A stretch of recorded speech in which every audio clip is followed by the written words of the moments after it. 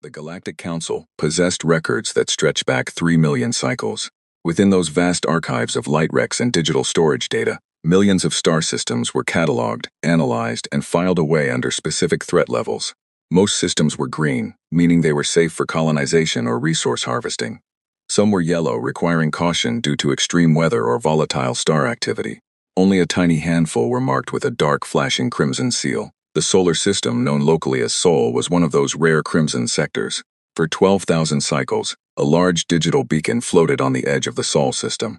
It was a block of solid titanium alloy, humming with an ancient power core, broadcasting a message in 300 galactic languages. The message was simple: do not enter, do not exploit, do not contact. The inhabitants of the third planet are naturally unstable, structurally aggressive, and biologically locked into a permanent state of survival evolution. Leave them to the void. To the high command of the Vondrak Empire, however, warnings were nothing more than signs of weakness left behind by older, softer civilizations. The Vondrak were a species built for conquest. They stood 8 feet tall, covered in thick, gray chitinous armor plates that could deflect standard plasma fire. They had 4 upper limbs, each ending in razor-sharp claws, and eyes that saw perfectly in the dark. They had conquered 74 star systems in the last 3 centuries alone. They did not fear warnings. Grand Admiral Kalen stood on the bridge of the Dreadnought, vengeance his primary eyes fixed on the massive view screen. Before him lay the outer boundary of the Sol system. The cold blue gas giant Neptune hung in the distance like a quiet jewel. "The beacon is still transmitting, Admiral," reported Subcommander Tross, his mandibles clicking in a rhythmic expression of mild boredom. "It has been broadcasting the same warning since the first era of Council expansion. Shall we terminate the transmission?"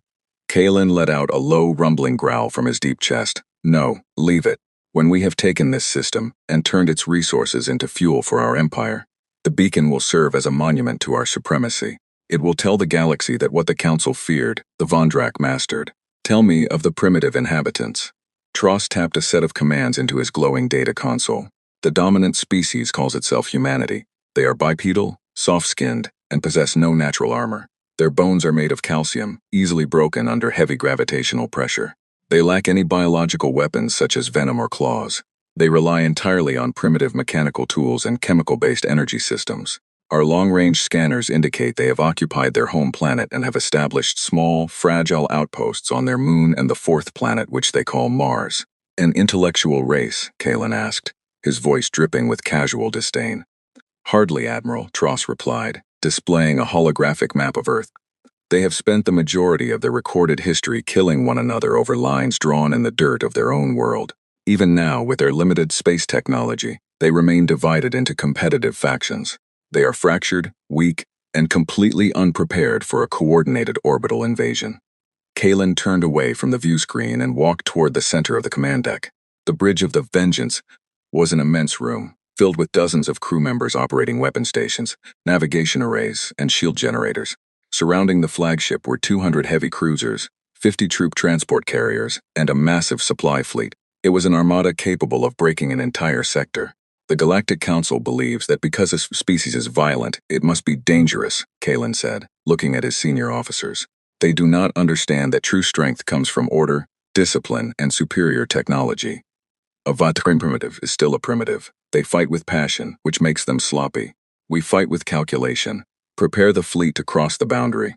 We will bypass their outer planets and establish a blockade directly around their home world. We will demand their total surrender within 1 solar cycle. If they refuse, we will burn their cities from orbit and harvest the crust of their planet." "The invasion parameters are locked in, Admiral," Tross said. "Crossing the Sol boundary in 3, 2, 1. The fleet broke through the invisible line monitored by the ancient Council beacon. As the ships moved forward, the ambient radiation of the deep cosmos seemed to shift slightly. But the Vondrak instruments registered nothing out of the ordinary. They were confident. They were unstoppable. The Armada advanced past Uranus and Saturn, their massive thrusters leaving bright trails of ion plasma in the cold vacuum of space. Strangely, there were no defensive platforms, no automated orbital mines, no patrol ships. The outer system was completely silent, empty and dark. "It seems they do not even monitor their own borders," Tross remarked with a short laugh. "They are completely blind to our approach." "Do not let your guard down entirely," Kalen warned, though he shared his subordinate's confidence. "Even a small animal will bite if you step on its nest. Keep the shields at 40% capacity to save energy for the orbital weapons." We will save our full power for the formal display of force.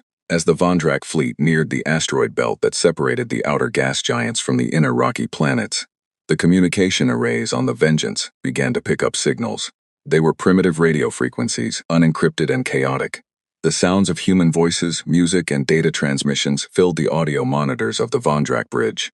They are broadcasting everything into open space, the communications officer reported. They have no concept of operational security. They are currently celebrating a local seasonal holiday on their northern hemisphere. They have no idea we are here. Excellent, Kalen said, his eyes narrowing. Signal the transport carriers to prepare the ground legions. I want our flag raised on their primary governmental structures before the planet completes half a rotation. Let them know that their long isolation from the galaxy has ended, and their time as servants has begun. The massive fleet sailed past the asteroid belt, heading directly for the pale blue dot that grew larger on their main viewing monitor. Earth looked peaceful from a distance. It was covered in white clouds, vast blue oceans, and green continents. It looked like a paradise waiting to be taken, an easy prize for the greatest military power in the quadrant. On the bridge of the Vengeance, every Vondrak warrior felt a sense of incoming victory. They had done this many times before. The pattern was always the same. Arrive, terrify the locals, destroy their token resistance, and claim the world. They ignored the flashing red database files in their computers that contained the Council warnings. They ignored the whispered legends of older species who claimed that Earth was a place where physical laws seemed to bend to human willpower. They saw only a soft, unprotected world. They moved closer, passing the orbit of Mars. The red planet was quiet, its small human research stations showing signs of life but no military activity. The humans there did not even attempt to flee. Target locked on the primary satellite of the third planet. Tross announced, "We will enter low Earth orbit in standard planetary configuration within 2 standard hours." Grand Admiral Kalen smiled, showing rows of sharp yellow teeth. "Commence the approach. Let us show these humans the true face of the universe." The fleet surged forward, closing the distance to Earth. But as the first scout ships crossed the orbital path of Earth's moon, something unexpected happened. The open radio transmissions that had been filling the Vondrak communication monitors suddenly stopped. The chaotic mix of human music, news, and digital chatter vanished in an instant, replaced by a deep, heavy silence. "Admiral," the communications officer said, his voice dropping in tone. "The signals, they have all gone dead at the source. The planet has gone completely silent." Kalen frowned. "Did they lose power?" "No, sir. The energy signatures from the planet's surface are still active. They didn't lose power. They intentionally stopped broadcasting. Every single frequency across the entire globe went dark at the exact same millisecond." Before Kalen could process this piece of information, the navigation officer called out, "Admiral, the scout ships. We have lost tracking on the forward vanguard." Kalen spun around to face the navigation console. "What do you mean lost tracking? Did they hit an orbital minefield?" "No, sir," the officer replied, his fingers flying across the controls. "There were no explosions, no energy spikes. Their telemetry just ceased to exist. One moment the 3 scout cruisers were flying in perfect formation, and the next moment, the space they occupied was completely empty." A strange chill, an emotion that Kalen had not felt since his early days as a young soldier, crept up his spine. He looked back at the main view screen. Earth was still there, beautiful and silent. But the space around it now felt different. The light from the distant sun seemed a bit dimmer, and the stars around the planet seemed to be flickering in an irregular, unnatural pattern. "Raise the shields to 100%, Kalen commanded, his voice loud and sharp. "All ships drop out of cruise speed and adopt defensive formation Sigma. Scan that entire sector for stealth fields or hidden cloaking technology." The Vondrak fleet reacted with military precision. The heavy cruisers moved into a protective sphere around the flagship and the transport carriers, their powerful energy shields flaring to life in brilliant blue domes. The weapons arrays warmed up, ready to unleash devastating plasma fire at any target that dared to show itself. But there was nothing to shoot at. The scanners revealed absolutely nothing. The space between the moon and Earth was completely empty, save for a few pieces of human space junk and old satellites. "Where are the scout ships?" Kalen demanded, walking over to the sensor station. "A ship cannot simply vanish without leaving an engine trail, a debris field, or a radiation leak. Find them." "We are trying," Admiral Tross said, his usual calm demeanor cracking. "The sensors are reporting that the space ahead of us has a mass density of 0. Yet the gravitational pull of the planet has suddenly increased by 4%. That is physically impossible. The planet's mass hasn't changed, but the gravity is pulling us in faster than our engines are pushing us forward." "Engage reverse thrusters," Kalen ordered. Hold our position outside the lunar orbit until we understand what is happening. Reverse thrusters at maximum capacity, the propulsion officer shouted. The deck of the Vengeance vibrated violently as the massive ion engines fired at full power, trying to push the giant dreadnought away from the human world. But despite the thousands of tons of thrust pushing backwards, the ship's speed indicators did not drop. Instead, the numbers continued to climb, showing that the ship was still accelerating toward Earth. "We are not slowing down," Tross cried out, his upper hands gripping the edges of his console. "The reverse thrusters are operating at 120% efficiency, but we are being pulled toward the planet.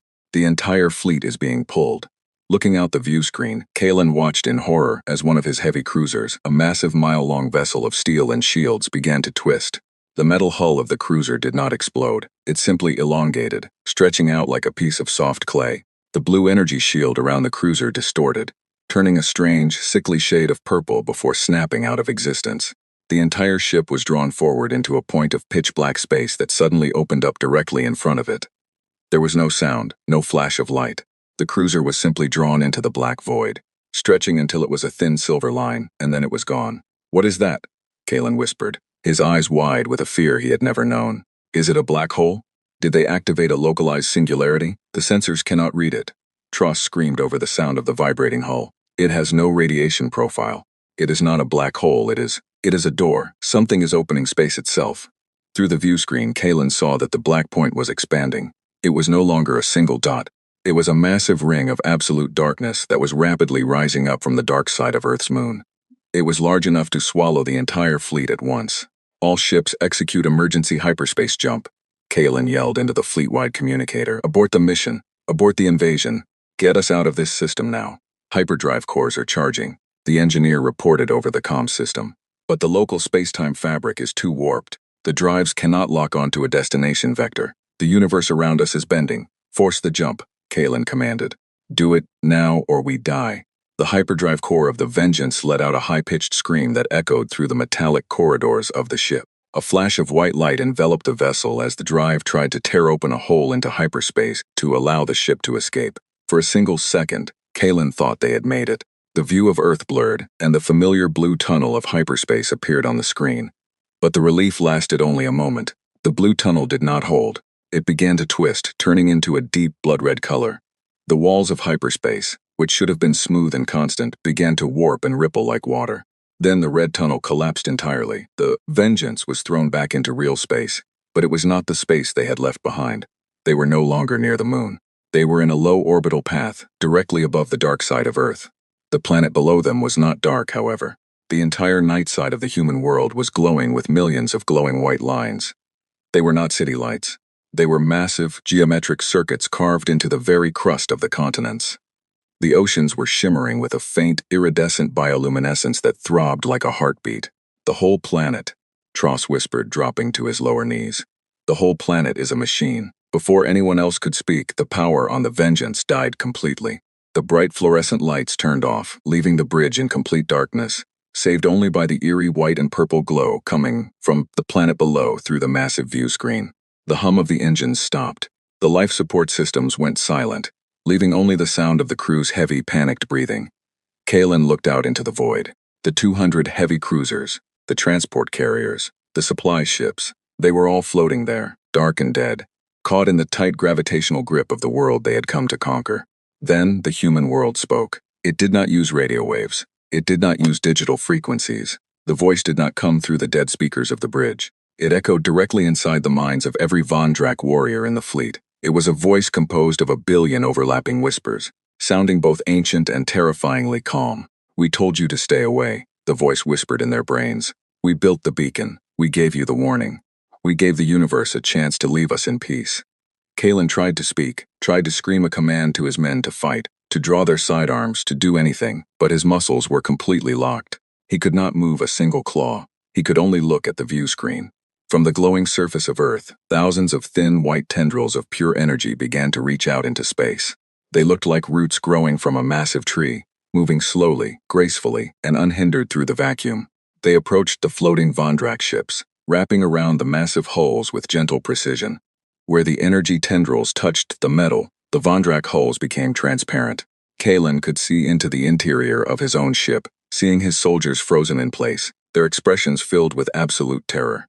The physical material of the ship was being broken down into pure information, converted into light energy, and drawn downward toward the planet's surface. What are you? Kalen thought, his mind screaming the question into the void, hoping the entity would hear him. The billion whispers responded instantly, filling his consciousness with a cold, absolute certainty. We are the monsters you feared in the dark. We are the ones who survived the birth of the cosmos. We broke our own world so we could never leave it, and we built a cage around our true nature. But you broke the seal. The white tendrils wrapped around the bridge of the vengeance.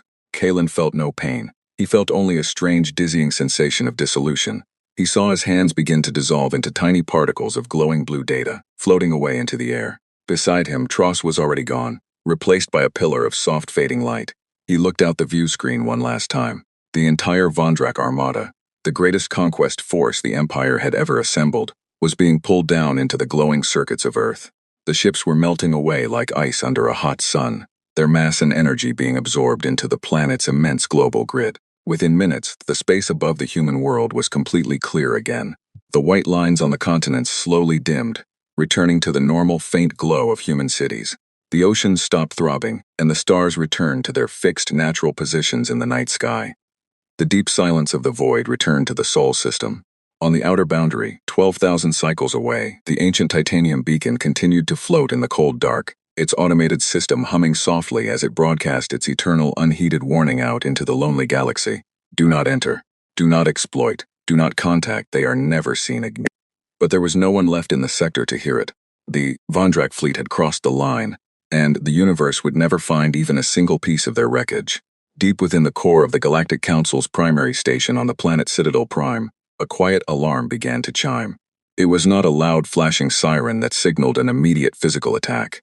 It was a low, steady pulse of amber light inside the Department of Cartography and Sector Stabilization.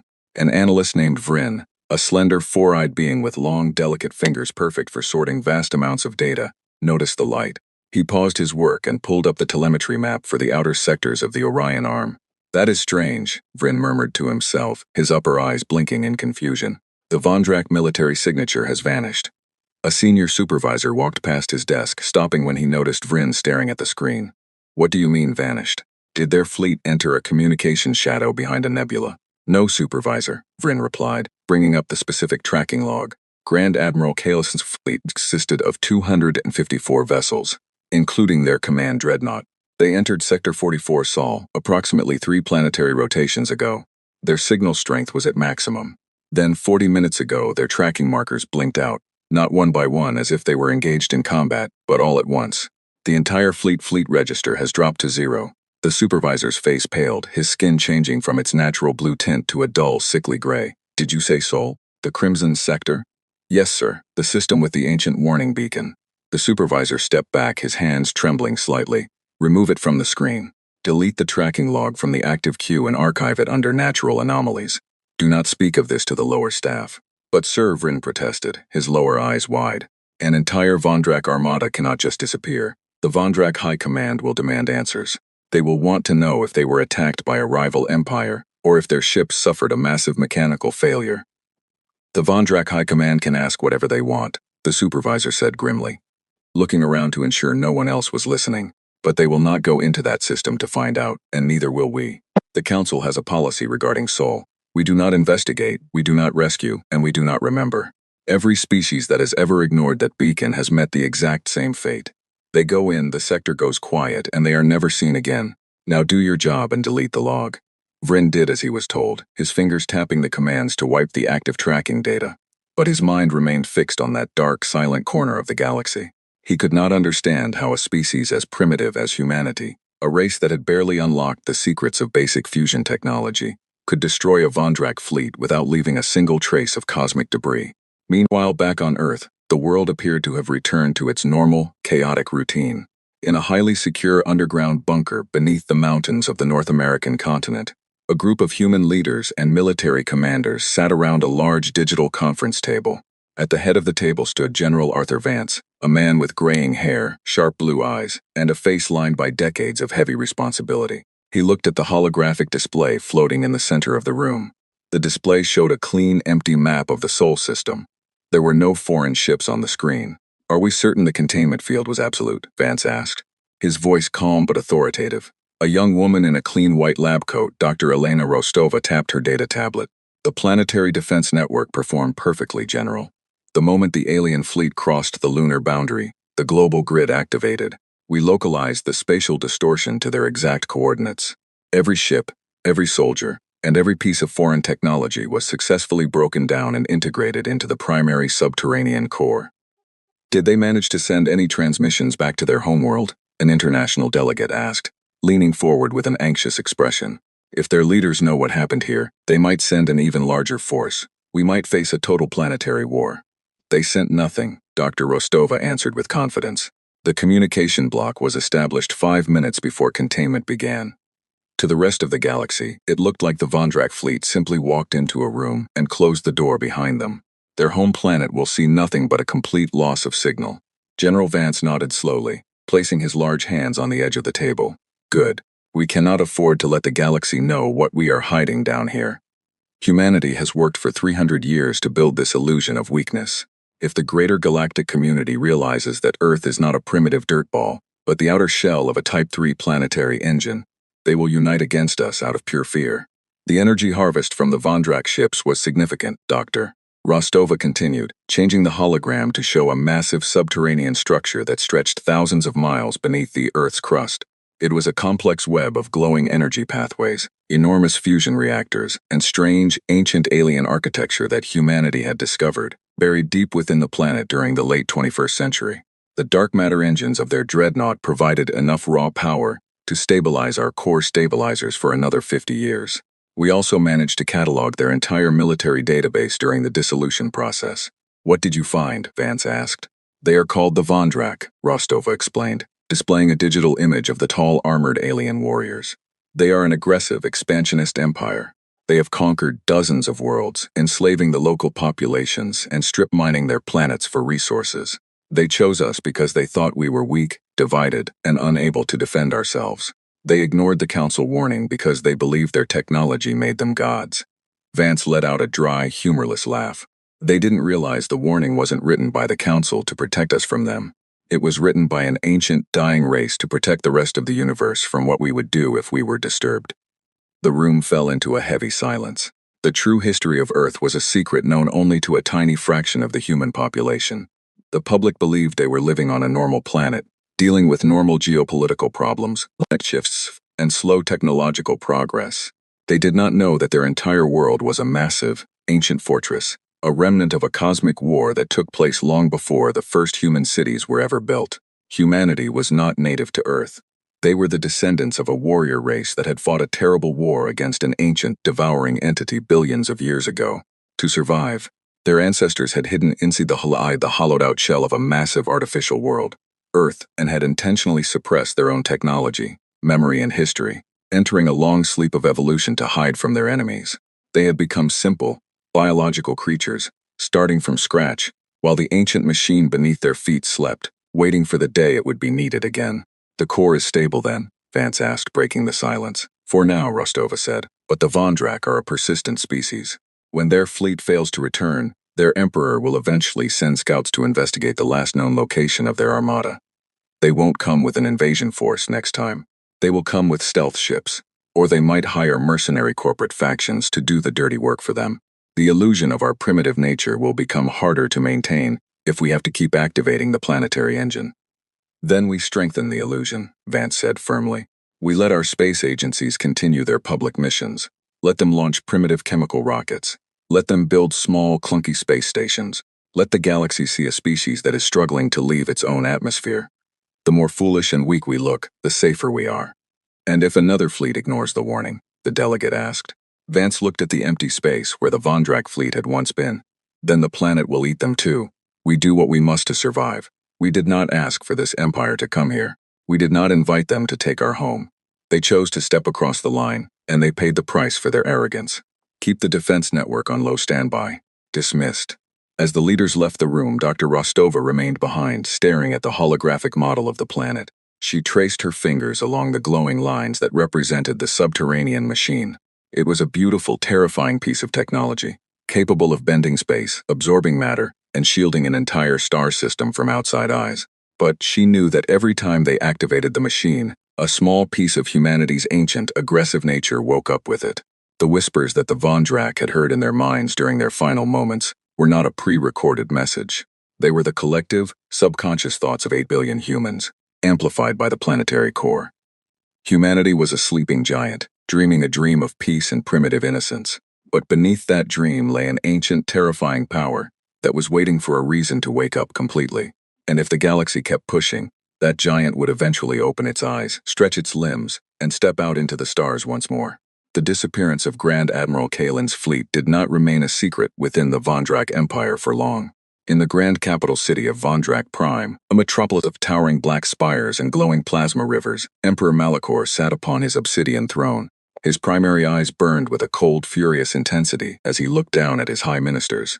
250 ships, Malachor rumbled, his voice shaking the stone walls of the throne room. The pride of our southern expansion vector, gone. No distress signals, no debris fields, no survivors. How does an entire armada vanish into thin air while investigating a primitive dirt world? The Grand Scholar of the Empire, an elderly Vondrak with faded gray scales and a cybernetic eye implant, stepped forward, bowing low. Your Majesty, our long-range stellar telescopes have monitored the Sol system continuously since the loss of signal. There are no signs of high-energy warfare. No radiation remnants that would indicate a large-scale engagement. The planet Earth remains exactly as it was, a primitive world with low-level industrial activity. Then what happened to my ship, Scholar? Malachor demanded, slamming one of his heavy lower fists onto the armrest of his throne. The Galactic Council archives contain similar entries from ancient times, sire, the scholar explained hesitantly. Several civilizations during the early stellar cycles attempted to enter that system. A Krellian mining fleet, a Valari trade syndicate, even a scout detachment of the ancient precursors. All of them entered the sector, and none of them ever returned. The Counts placed the warning beacon there because they concluded that the system contains an unstable spatial anomaly that destroys any advanced technology that comes near it. Malachor let out a sharp, mocking hiss. An anomaly? You expect me to believe that a random tier in space-time selectively destroys military fleets while allowing primitive human satellites to float around in perfect safety? That is absurd. The humans are hiding something. They have a weapon, or they are protected by someone who wishes to keep us out of that sector. The human technology level is incapable of creating such a weapon, sire, the military minister added. Our intelligence indicates they are still using fossil fuels and primitive digital networks. They have no concept of faster-than-light travel or shield mechanics. Then we will find out the truth without sending another fleet into their trap, the Emperor declared, his eyes narrowing. We will not use Vondrak ships. We will employ the services of the Shadow Guild. Contact the mercenary Captain Jax. Tell him I want eyes on the surface of that planet. I want to know exactly what happens when a ship approaches that world under total stealth. 2 planetary rotations later, a small, sleek vessel drifted silently through the outer edges of the Sol system. The ship was called the Phantom, and it was unlike any military cruiser in the galaxy. It possessed no heavy shields or massive plasma cannons. Instead, its entire hull was constructed from a rare, light-absorbent material that rendered it completely invisible to both visual sight and advanced electronic scanners. Its engines produced zero thermal signature, leaving no trail in the cold void. Captain Jax, a member of the insectoid mantis race, stood at the small console of his bridge. His long, thin antennae twitched as he monitored the distant blue planet. Jax was a professional. He had spent his life infiltrating restricted sectors, stealing corporate secrets, and exploring forbidden worlds for the highest bidder. He did not care about council warnings or imperial pride. He cared only about the massive payload of raw platinum credits the Vondrak Emperor had promised him. Approaching the outer boundary, his pilot reported, her voice a series of low clicks and whistles. The ancient council beacon is broadcasting to our left. Our stealth systems are functioning at 99% efficiency. The beacon's automated sensors have not detected our presence. Keep our speed low, Jax ordered, his multifaceted eyes reflecting the green light of his monitors. We are not here to fight. We are here to watch and listen. If there is a weapon or an anomaly, I want our passive scanners to record its energy signature before it can target us. We get in, we drop a network of micro-spies into their atmosphere, and we get out. The Phantom glided past the orbit of Jupiter, moving like a ghost through the shadow of the giant planet's moons. Jax monitored the human radio channels. Just as the previous reports had stated, the planet was filled with open, chaotic noise. Humans were talking about local politics, entertainment, and weather. It seemed completely normal, completely primitive. No signs of military readiness, Jax noted, recording his observations into his data log. The inhabitants are completely unaware of our approach. If there is a trap here, it is not an automated system controlled by the locals. As the stealth ship closed the distance to Earth, passing the orbit of Mars, Jax noted something strange on his passive sensor array. The space around the planet looked completely clear, but the background radiation of the universe, the faint hum left behind by the birth of the galaxy, was missing in a perfect sphere around the human world. It was as if something was absorbing the very fabric of space-time, leaving a pocket of absolute nothingness. "Captain," the pilot whispered, her antennae dropping in fear. "The gravity wells are shifting. The scanners are showing that we are entering a high-density zone, but there is no matter in front of us." "Maintain stealth," Jax said, his voice dropping. "Do not alter our course. We are too small and too quiet for them to notice." But Jax was wrong. In the underground bunker beneath the mountains of Earth, Dr. Elena Rostova was looking at a high-resolution terminal. The screen did not show a radar blip or an energy spike. It showed a small, localized ripple in the planet's gravitational field. "General Vance," she said, calling the commander over to her station. "We have a visitor." Vance looked at the screen, his eyebrows drawing together. "An alien ship. I thought the Vondrak would have learned their lesson." "It's not a Vondrak military ship," Rostova explained, zooming in on the gravitational ripple. "The mass signature is too small, and it has no thermal or electromagnetic output. It's a dedicated stealth vessel, most likely a spy ship or a mercenary contractor sent to investigate what happened to the fleet." "Can the planetary engine absorb it without activating the full global grid?" Vance asked. "If we light up the continents again, any telescope in the nearby sectors will see the energy flash." "We don't need the global grid for a target this small," Rostova replied, her fingers moving across the control panel. "The core has a localized collection vector. We can open a microsingularity directly in their flight path. It will look like a microscopic gravitational anomaly to anyone watching from the outside. The ship will be drawn into the subterranean core before they even realize they've been detected." Vance nodded. "Do it quickly. We can't let them drop any surveillance devices into our atmosphere." On board the Phantom, Captain Jax felt a sudden, violent vibration pass through his ship. It was not a mechanical failure. It was the feeling of his own body becoming heavier, as if the gravity inside the cabin had suddenly multiplied by 10. "Report," Jax shouted, trying to reach his console, but his limbs felt like lead. "The space ahead," the pilot screamed, her voice cracking with terror. "It's opening. A microgravity well has locked onto our hull. It bypassed our stealth systems completely. It's pulling us down." Jax looked out the front view screen. The beautiful blue and white planet Earth was suddenly gone. In its place was a swirling vortex of pure violet energy that seemed to have opened up in the middle of empty space. The Phantom, despite its advanced cloaking material and silent engines, was being drawn into the vortex like a leaf in a whirlpool. "Engage emergency thrusters," Jax ordered, his eyes wide with panic. "Abort stealth. Give me full power to the main engines." The stealth systems deactivated as the ship's engines flared to life, desperate to break free from the gravitational pull. But it was entirely useless. The violet vortex was not just pulling the ship, it was pulling space itself. The distance between the Phantom and the vortex did not close linearly. The space between them simply shrunk until the ship was right on the edge of the violet light. "We are losing structural integrity," the pilot cried out as the metal walls of the bridge began to groan and buckle. Jax watched in utter disbelief as the passive scanners, which had been recording the energy profile of the vortex, suddenly displayed a line of text on his screen. It was not in a galactic language. It was written in simple, basic English, translated automatically by his ship's computer from a localized signal broadcast directly into their systems. "Curiosity killed the cat." "What does that mean?" Jax whispered, his mind racing as the violet light enveloped the bridge. "What is a cat?" He never received an answer. The Phantom was drawn into the microsingularity, its entire mass crushed down into a single point of data and pulled deep into the Earth's subterranean core. The vortex snapped shut a millisecond later, leaving the space near the planet completely empty once again. Back on Vondrak Prime, Emperor Malachor waited for hours, then days, then weeks. The Shadow Guild reported that Captain Jax's ship had crossed the Sol boundary and had simply vanished from their long-range quantum relay trackers. There were no debris fields, no final messages, and no signs of life. The mercenary captain, his crew, and his advanced stealth ship had gone into human territory and were never seen again. For the first time in his life, Emperor Malachor felt a cold knot of dread form in the center of his chest. He looked out at his vast empire, realizing that there was something out there in the dark that his armies could not conquer. Something that devoured everything that dared to look at it. The disappearance of the Vondrak fleet and the mercenary spy ship could not be hidden from the Galactic Council forever. Whispers began to spread through the corridors of Citadel Prime. Species from across the galaxy spoke in hushed tones about Sector 44 Sol, the forbidden territory where ships vanished without a trace. Some claimed it was a cursed region of space, inhabited by ancient ghosts.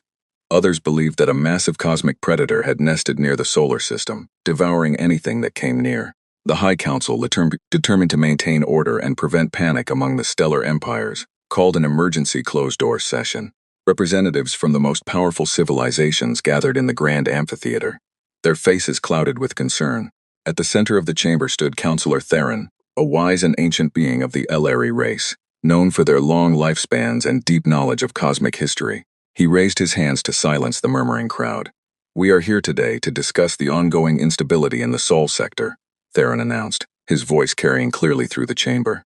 "As many of you know, the Vondrak Empire recently lost a significant portion of its military forces within that sector.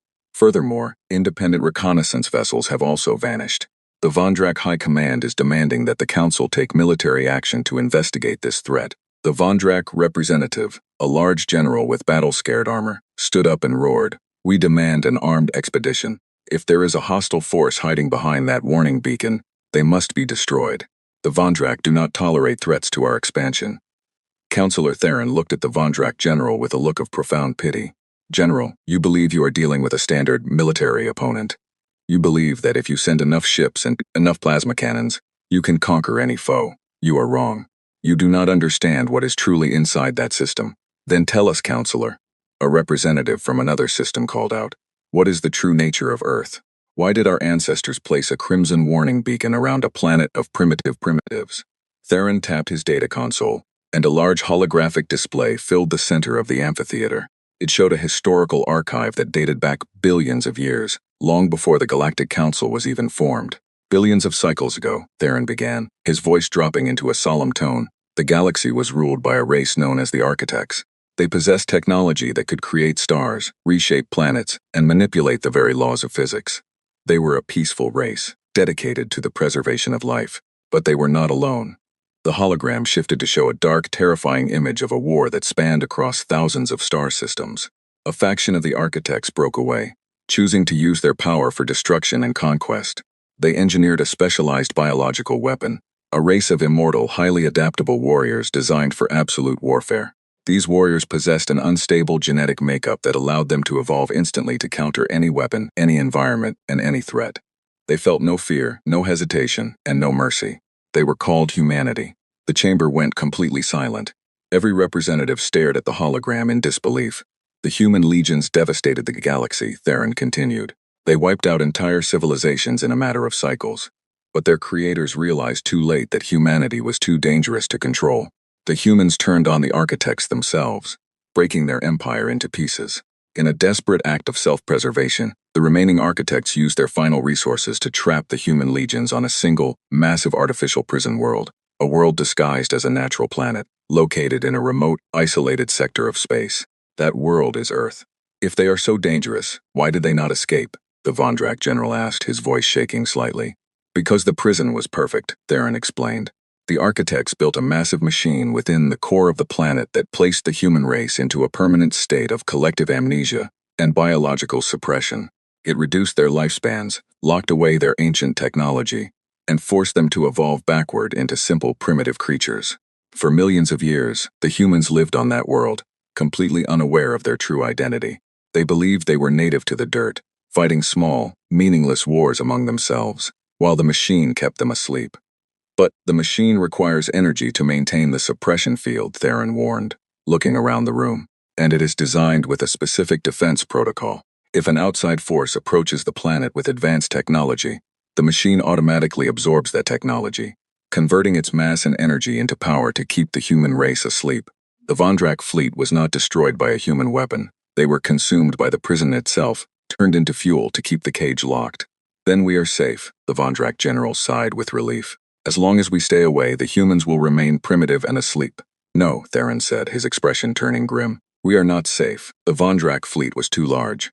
The amount of energy absorbed from your dreadnoughts and dark matter engines was immense. It overloaded the prison's storage capacity. Our long-range sensors indicate that the suppression field is beginning to degrade. The human race is starting to remember who they are. Deep beneath the surface of Earth, inside the secret military bunker, Dr. Elena Rostova was experiencing this reality firsthand. She stood before a giant glass window, looking down into the massive cavern that housed the planetary engine.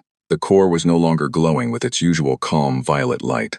It was pulsing with a violent golden energy that illuminated the entire subterranean world. Beside her, General Vance was holding his head in his hands, his face twisted in pain. Elena, the noises, the whispers in my head, they're getting louder. I can hear. I can see things that didn't happen to me. I can see stars burning. I can see fleets of gold and silver ships shattering under my command. What is happening to us? Dr. Rostova turned to look at him, her own eyes glowing with a faint golden hue. Her voice sounded different, deeper, and filled with an ancient power. The illusion is breaking, General. The energy from the alien ships didn't just power the core. It woke it up completely. The prison machine is failing to contain our true genetic data. The human race is waking up from the long sleep. Across the entire globe, millions of humans were experiencing the same phenomenon. People in cities, villages, and fields were stopping in their tracks, their eyes turning toward the sky as ancient memories rushed into their minds. They remembered how to manipulate gravity. They remembered how to build starships from light. They remembered their true name, their true heritage, and the war they had fought against the creators of the universe. The small, clunky space stations and chemical rockets that humanity had built were no longer needed. The illusion of a primitive, divided species was gone in an instant. The borders between nations vanished as the collective consciousness of 8 billion humans united into a single, unstoppable mind. General Vance, Dr. Rostova said, her hands moving across the controls with a speed that no normal human could achieve. The planetary engine is no longer operating as a cage. It has converted itself into its original configuration. It is a Class 4 stellar dreadnought. The entire planet Earth is ready to move. Vance stood up straight, his pain completely gone, replaced by a cold, absolute clarity. His eyes burned with the golden light of an ancient warrior race. He looked up at the ceiling of the bunker, seeing past the rock and dirt, out into the deep void of space where the Galactic Council was waiting. They kept us in the dark for millions of years, Vance said, his voice echoing through the bunker. They turned us into primitives and watched us struggle on this rock while they enjoyed the stars. It is time to let the galaxy know that the prison doors are officially open. With a single thought from the united human consciousness, the planetary engine engaged. On the surface of Earth, the oceans parted, and the ground shook as massive golden thruster arrays rose from the depths of the crust. The planet did not break apart. Its structural integrity was maintained by a flawless gravitational shield. The pale blue dot began to move, accelerating through the Sol system with impossible speed, heading directly toward the outer boundary where the ancient warning beacon floated. The warning was no longer meant for the outside universe. The monsters had broken free, and they were bringing their cage with them. On Citadel Prime, the emergency session of the Galactic Council was thrown into absolute chaos as the sensor arrays began to scream with unprecedented warnings. The large holographic map in the center of the amphitheater, which had shown the Sol system as a quiet, dark corner of the galaxy, was now flashing with a brilliant, blinding gold light. Counselor Theron, the navigation officer, shouted, his voice filled with pure panic. The spatial anomaly in the Sol sector, it is moving. The mass signature of the third planet has broken orbit. Theron gripped the edge of his podium, his ancient eyes wide with horror. What do you mean it has broken orbit? A planet cannot change its trajectory through space-time without destroying itself. It isn't destroying itself, sir, the officer cried out, displaying the real-time telemetry data. It is accelerating. It has bypassed the outer gas giants. It has just passed the boundary beacon. The planet Earth is traveling at 70 times the speed of light, using a localized gravitational fold. It is heading directly for our sector. The Vondrak general slammed his fists against the table, his bravado completely shattered. Deploy the home fleet. Assemble every battle cruiser from every empire. We must establish a blockade before that monstrosity reaches our borders. A blockade against a planet, Theron whispered, his voice trembling. You cannot shoot down a world, General. Especially not a world inhabited by the ones who broke the architects. Within 3 planetary rotations, the human world arrived at the outer boundary of the Council's central sector. The sky above Citadel Prime, which was usually filled with the peaceful traffic of trade ships and luxury liners, suddenly went dark. A massive, spherical shadow blocked out the light of the local twin suns. The inhabitants of the capital planet looked up in absolute terror. Floating in low orbit was a massive rocky planet, covered in blue oceans and white clouds. but its underside was a glowing network of golden engines that throbbed with the power of 1,000 exploding stars. Earth had arrived at their doorstep. Surrounding the human planet were tens of thousands of smaller golden vessels that had been constructed from the raw materials of Earth's own moon during their 3-day journey. These ships were sleek, fast, and armed with technologies that the galaxy had not seen since the first era of the universe. The Galactic Council's home fleet, consisting of 5,000 heavy battle cruisers, moved into a defensive formation between Citadel Prime and the human world. Their weapons were charged, their shields were raised to maximum capacity, but every captain on every ship knew they were completely outmatched. They were trying to fight an entire ecosystem. On the bridge of the human flagship, which had materialized from the planetary core, General Arthur Vance stood alongside Dr. Elena Rostova. They were no longer dressed in modern human military uniforms or lab coats. They wore the sleek golden armor of their ancient ancestors, the human legions of old. Their eyes glowed with the eternal light of a species that had conquered its own limitations. "The alien fleet has established a line of defense, General, Dr." Rostova reported, her mind connected directly to the ship's targeting array. "They are broadcasting a demand for our immediate retreat. They claim we are violating galactic law." Vance let out a soft, cold laugh. "Galactic law? The law written by the cowards who locked us in a cage for 3 million cycles. Ignore their broadcast. Open a channel to every sentient being in this sector. Let them see who has returned." With a single thought, a communication signal bypassed every firewall, every encryption, and every defense system on Citadel Prime and its surrounding ships. The face of General Vance appeared on every view screen, every digital billboard, and every personal data tablet across the entire capital sector. "Members of the Galactic Council," Vance said, his voice calm, clear, and terrifyingly powerful. "For millions of years, you left us to die on a small, violent rock. You watched our history unfold through lines of blood and suffering. You kept us small, you kept us weak, and you ignored our existence unless you wanted to use our world as a garbage bin for your broken technology. You ignored the warnings about our true nature because you thought your prison would hold forever." The entire sector held its breath as the human general stepped forward, his eyes locking onto the screens. "The prison is officially closed," Vance announced. "The human race has remembered its name. We did not come here to destroy your worlds or to enslave your populations. We are not the monsters your ancestors made us out of fear. But we will not be contained any longer. The galaxy will be reshaped, and humanity will take its rightful place among the stars. Lower your shields and surrender your military fleets immediately. If you choose to fight, we will show why your creators feared the day we would wake up." The Vondrak general on Citadel Prime, refusing to accept total defeat, screamed into his fleet communicator, "Fire!